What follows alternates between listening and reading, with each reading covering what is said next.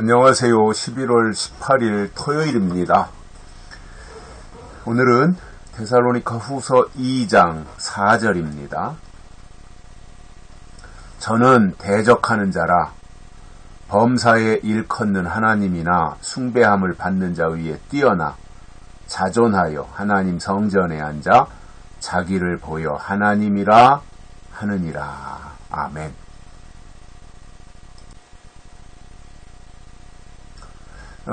여기서 저는 대적하는 자라 이렇게 말씀하고 있는데 저는은 3절입니다. 3절에서도 특히 불법의 사람 곧 멸망의 아들이 나타난다 라고 했는 그 사람입니다. 불법의 아들, 불법의 사람, 멸망의 아들.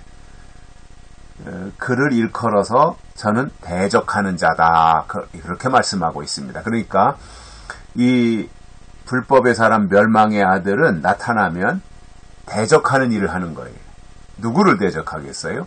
당연히 하나님을 대적하는 그 일을 하기 위해서 나오는 것이 적그리스도예요. 그래서 이 창세기서부터 쭉 하나님의 계통과 사탄의 계통이 같이 이제 그 맥을 이어서 계시록까지 가는데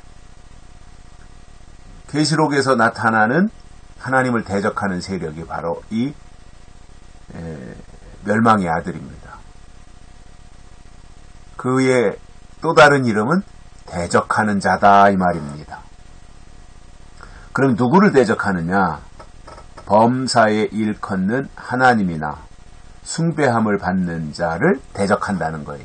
하나님을 대적한다는 말이죠. 이럴 수가 있습니까? 세상에. 자기가 하나님보다 그러면 더 높다는 말인가요? 아니면 자기가 하나님이라는 말인가요? 그러니까 이제 우리가 창세기에서도 보면 그 바벨탑을 쌓는 이야기가 11장에 나오지 않습니까? 창세기 11장에. 그 바벨탑을 쌓는 그 세력들, 그들이 이제 하나님을 대적한 거죠. 그래서 하나님은 저 하늘 높이 계신다는 생각을 가지고 탑을 쌓아 올라갔던 거죠. 바벨탑을. 그게 하나님에 대한 도전이었죠. 그러니까 하나님 위에서 내려다보시니까 참 꼴불견이었지 않겠습니까? 이 녀석들이. 그래가지고 다 언어를 혼잡케 하고 그 바벨탑 쌓는 일을 더 이상 진행하지 못하도록 말이 안 통하니까 그 바벨탑 사건이 이제 더 이상 진행할 수 없게 된 거죠. 그래서 저는 그런 생각이 들더라고요. 바벨탑을 쌓을 그 무렵에 하나님이 그들의 그 바벨탑 쌓는 일을 중단시키기 위하여 언어를 혼잡시킨 거지 않습니까? 그러니까 바벨탑 이전에는 언어가 하나였다는 거잖아요. 하나의 언어로 다 소통이 됐다는 거잖아요. 그런데 바벨탑 사건으로 인해서 언어를 다 다르게 해놓은 거죠. 말을 틀리게. 그래서 말이 안 통하니까 더 이상 공사가 진행이 안 된 거잖아요.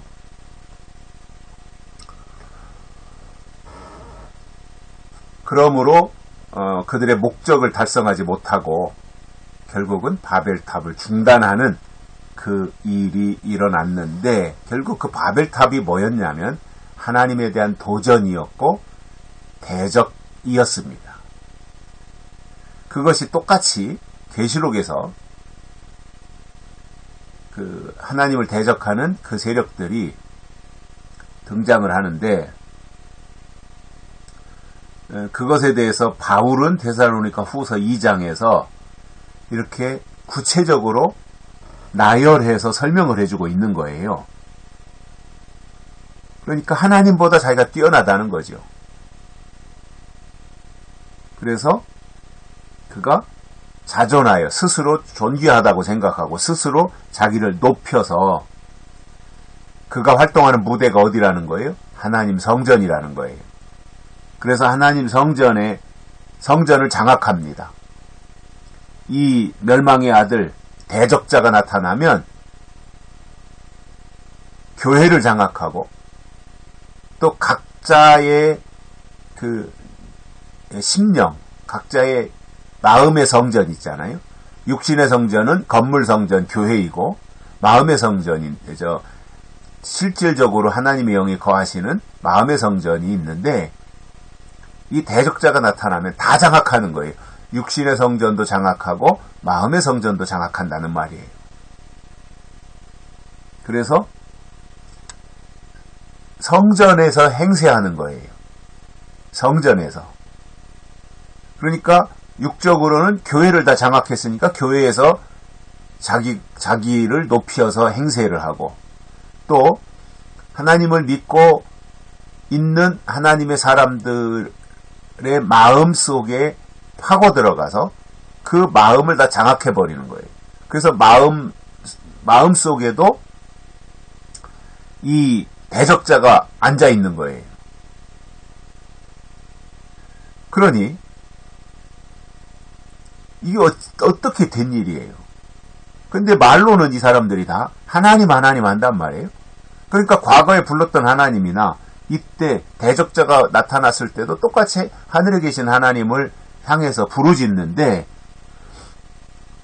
이들이 등장해서 그것을 다 장악했으니까 그리고는 하는 말이 뭐예요?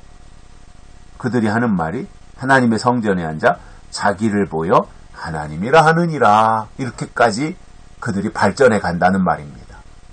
그러니까 영의 하나님은 이때부터 없어지고 육신의 하나님, 눈에 보이는 하나님을 섬기라고 이 대적자들, 멸망의 아들, 불법의 사람이 나타나면 이 짓을 한다는 겁니다. 이게 말이나 되는 겁니까? 이런 일이 어떻게 있을 수 있습니까? 그런데 예수님 재림하실 때가 가까워지면 실질적으로 이러한 일들이 교회 안에서 일어난다는 거예요. 믿는 자들 속에서 일어난다는 거예요. 그러면 지금 같아서는 그게 말이나 되는 소리냐고 하면서 그것에 대해서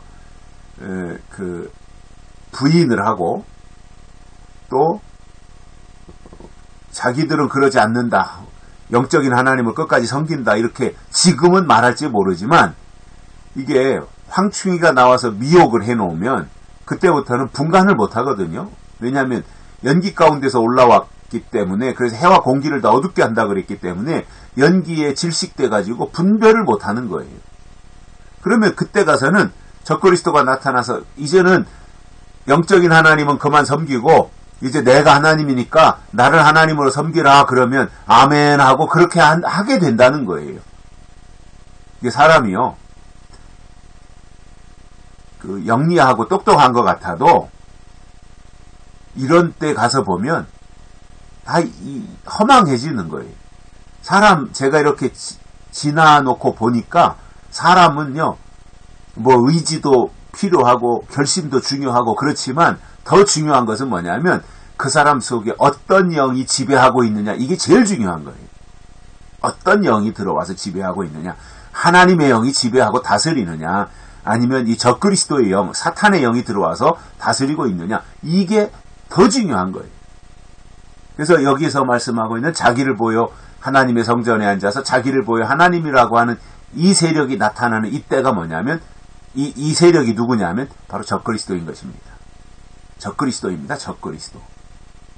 적그리스도가 불법의 사람이고 적그리스도가 멸망의 아들이며 적그리스도가 대적자이고 이 적그리스도가 하나님의 성전에 앉아 자기를 보여 하나님이라고 말하는 이 세력이 앞으로 등장한다라는 거예요. 재림의 순서를 어제도 말씀드렸고 그것과 연결해서 오늘도 설명하는 그 내용이 바로 이 적그리스도에 대한 것을 말씀하고 있는 이것을 우리가 기억하고 어떠한 일이 있더라도 우리가 성경 중심으로 해서 믿음을 지켜내시기를 바랍니다. 여기까지 하겠습니다. 고맙습니다.